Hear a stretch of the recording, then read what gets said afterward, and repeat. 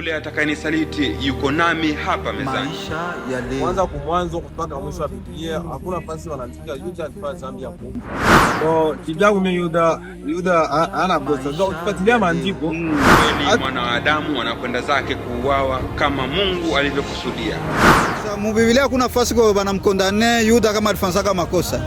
Mu Biblia fasi yenyewe wanakondane Yuda kama Iskarioti ambaye baadaye ndiye aliyemsaliti.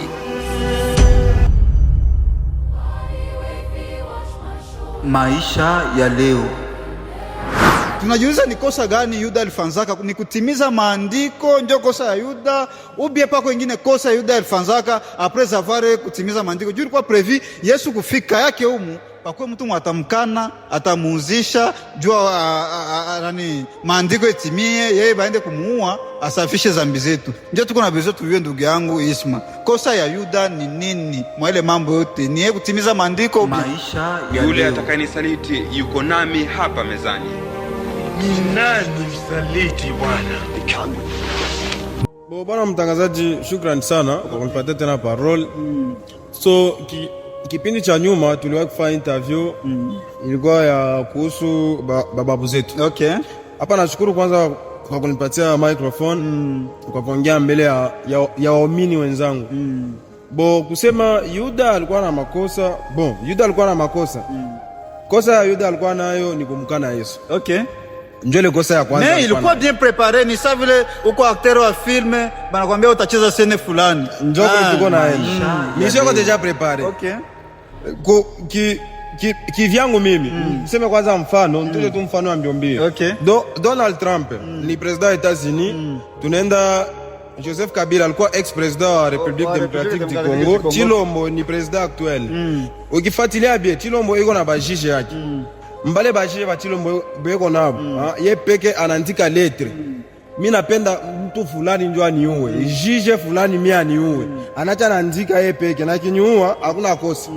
Eske pale vile ule jiji akimuua nani question inakurudilia wana journaliste ule jiji akimuua batakondane ule jiji ou bien Chilombo peke moe anaandika ile lettre ndio batamkondane. Ndugu mtazamaji, je pense unasikia question ya ndugu yetu Ismael, na tunasemaka mwalimu mzuri ni ule mwenye atoaga na ni question kwa watoto jua na deja kuna response. Ndugu yangu sasa selo wewe selo na hii question yako unatuambia nini?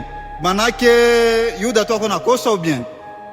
Kivyangu mimi Yuda ana kosa. Manake hakuna nafasi mbiblia banasema kama Yuda alifanya dhambi. Kuanza kumwanzo mpaka mwisho wa Biblia hakuna nafasi wanaandika Yuda alifanya dhambi ya kumuua Yesu. Hata kipindi Yesu anatoka mbinguni kuja ndugu yangu mko tuangalia, mujikase mwandike mkommentaire.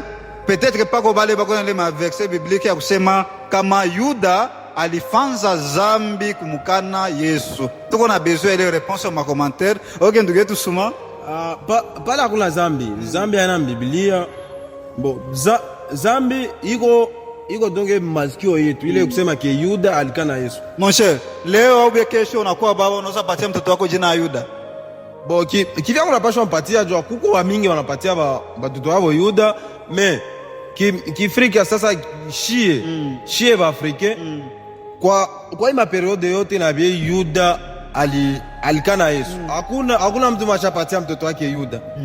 Donc wewe unaweza kumpatia. Ndio. Mimi nikipata ile possibility na Mungu akinikabidhi watoto, peut-être watoto wangu mteza kwa Yuda. Jua Yuda hakuwa na makosa yote ile ukana Yesu. Ile ilikuwa deja maandiko Mungu ashaandika. Na hizi Mungu anatosha Yesu mbinguni kuja hapa chini ya dunia. Ilikuwa deja vyote bishaandikiwa. Donc bitu batu yote wanafaka. Mungu anakuwa deja aisha kuandika. Mwana wa Adamu anakwenda zake kuuawa kama Mungu alivyokusudia. Naam, ndugu mtazamaji wa Dakika Media, hapa tunafika mwisho wa emission yetu. Mimi ni Rabi Jeremy na hii ni Dakika Media, tuko mjini Kolwezi na leo tutachoka. Ujichunge tu kusema hawa watu tunabahatika kuwaona leo. Tulibahatika kuonana naye ndugu yetu DMX na ndugu yetu Isma. Il faut tuende mwingine sujet ko très important ya kusema kati ya bwana Molevi na bwana mwenye anakunywaki nani ako na makomplikasio sana. Tunamfuata ndugu yetu DMX juu tupate kuyua nini atatuelezea. Karibu tena.